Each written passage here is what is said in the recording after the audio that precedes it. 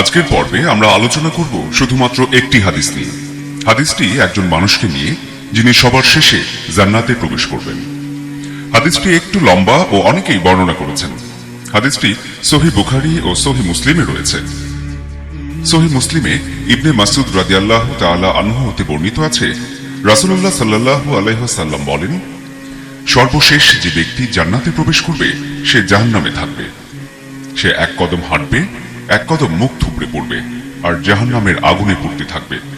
প্রচন্ড যন্ত্রণা আর জাহান্নামের আগুনের তাপ তাকে গ্রাস করবে। সহ্য করতে না পেরে সে আল্লাহর কাছে ফরিয়াদ করে বলবে, হে আমার প্রতিপালক, আমাকে এই আগুন থেকে মুক্ত করুন। এর শিখা আমাকে জ্বালাচ্ছে আর এর ধোঁয়া আমার শ্বাসরোধ করছে। তখন রাব্বুল আলামিন বলবেন, আমি যদি তোমাকে এই আগুন থেকে মুক্ত করি, তুমি কি আমাকে কথা দিচ্ছ আর কিছু চাইবে না? তখন সেই লোকটি উত্তরে বলবে, হে আল্লাহ, আমি আপনার সম্মানের কসম করে বলছি, আমাকে এই আগুন থেকে মুক্ত করুন, আমি আর কিছুই চাইব না। তখন আল্লাহ রাব্বুল আলামিন তার রহমত গুণে সেই ব্যক্তিকে জাহান্নামের দরজার বাইরে নিয়ে আসবেন। সে বাইরে এসে বলবে, যিনি আমাকে এই আগুন থেকে মুক্তি দিয়েছেন তিনি মহিমান্বিত, আমার চেয়ে সম্মানিত আর কেউই নেই। অর্থাৎ জাহান্নাম থেকে বের হয়ে তার মনে হবে এর চেয়ে সুখের বা শান্তির জায়গা আর নেই। এরপর আল্লাহর হুকুমে তার সামনে একটি গাছ জন্ম নেবে আর একটি পানির নহর প্রবাহিত হবে। জাহান্নামে কোনো পানি নেই, আর যখন সে এই পানি দেখবে তখন তার মন আবার সেই পানির দিকে আকৃষ্ট হবে। সে বলতে থাকবে, ইয়া রব, ইয়া রব। সে ওই পানির কাছে যেতে চাইবে, কিন্তু আবার আল্লাহর কাছে বলতেও পারবে না, কারণ সে ওয়াদা করেছে আর কিছু চাইবে না।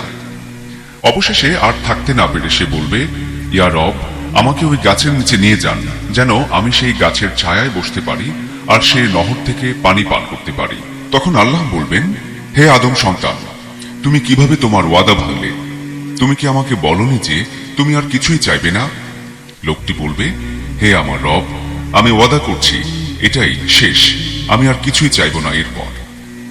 আল্লাহ তখন তাকে সেই গাছের নিচে নিয়ে যাবেন, কারণ আল্লাহ জানেন যে কোনো মানুষই এমন পরিস্থিতিতে নিজেকে ঠিক রাখতে পারবে না। লোকটি সেই গাছের ছায়ায় বসবে আর সেই নহরের পানি পান করবে আর বলবে, আমার চেয়ে ভাগ্যবান আর কেউ নেই।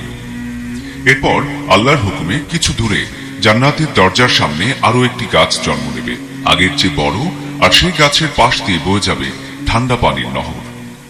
এটা দেখার পর তার আবারও ইচ্ছা জাগবে ওই গাছের নিচে যাওয়ার, কিন্তু লজ্জায় সে কিছু বলতে পারবে না, কারণ সে ওয়াদা করেছে আর কিছু চাইবে না। কিন্তু শেষ পর্যন্ত আর থাকতে না পেরে সে বলবে, ইয়া রব, আমাকে ওই গাছের নিচে নিয়ে যান, যেন আমি সেই গাছের ছায়ায় বসতে পারি আর সেই নহর থেকে পানি পান করতে পারি। তখন আল্লাহ বলবেন, হে আদম সন্তান, তুমি কিভাবে তোমার ওয়াদা ভাঙলে? তুমি কি আমাকে বলনি যে তুমি আর কিছুই চাইবে না? লোকটি বলবে, হে আমার রব, আমি ওয়াদা করছি এইটাই শেষ, আমি এরপর আর কিছুই চাইব না। এরপর আল্লাহ আবারও তার রহমত দেখাবেন আর সেই লোককে জান্নাতের দরজার পাশে সেই গাছের নিচে নিয়ে যাবেন। লোকটি সেই গাছের ছায়ায় বসবে, ঠান্ডা পানি পান করবে। এরপর সে তাকিয়ে দেখবে জান্নাতের দরজা দিয়ে ভেতরে দেখা যাচ্ছে, আর এমন কেউ নেই যে জান্নাত দেখবে আর তাতে প্রবেশের ইচ্ছে করবে না। জান্নাতের ভেতরের গাছ, ঘরবাড়ি, নদী সব দেখবে, জান্নাতের ঘ্রাণ পাবে। ফলে সে আর নিজেকে আটকে রাখতে পারবে না। সে আল্লাহর কাছে বলবে, হে আমার রব, আমাকে জান্নাতের ভেতরে নিয়ে যান। আল্লাহ বলবেন, হে আদম সন্তান, তুমি কিভাবে তোমার ওয়াদা ভাঙলে? তুমি কি আমাকে বলনি যে তুমি আর কিছুই চাইবে না? লোকটি বলবে, হে আমার রব, আমি ওয়াদা করছি এটাই শেষ, আমি এরপর আর কিছুই চাইব না। এরপর আল্লাহ তাকে বলবে, জান্নাতে প্রবেশ করো। সে জান্নাতে প্রবেশ করবে, কিন্তু দেখবে সেখানে কোনো জায়গা নেই। সে বলবে, হে আল্লাহ, এখানে তো কোনো জায়গা অবশিষ্ট নেই, আমি কোথায় যাব? আল্লাহ বলবেন, হে আমার বান্দা, আমি যদি তোমাকে জান্নাতে একটি দুনিয়ার সমান জায়গা দেই? তখন লোকটি বলবে, ইয়া রব, আপনি সব কিছুর মালিক আর আমি সামান্য এক বান্দা, অথচ আপনি আমার সাথে ঠাট্টা করছেন।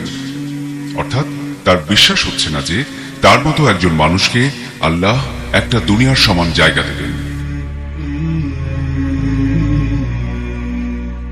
হাদিসটি বর্ণনার এই পর্যায়ে ইবনে মাসউদ হেসে উঠলেন।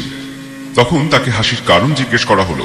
তিনি বললেন, আমি হাসলাম কারণ রাসূলুল্লাহ সাল্লাল্লাহু আলাইহি ওয়াসাল্লাম ওই সময় হেসেছিলেন, এবং আমরা যখন তাকে জিজ্ঞেস করলাম, হে রাসূল, আপনি কেন হাসলেন, তিনি বলেছিলেন যে আমার আল্লাহ হাসবেন যখন লোকটি এই কথা বলবে।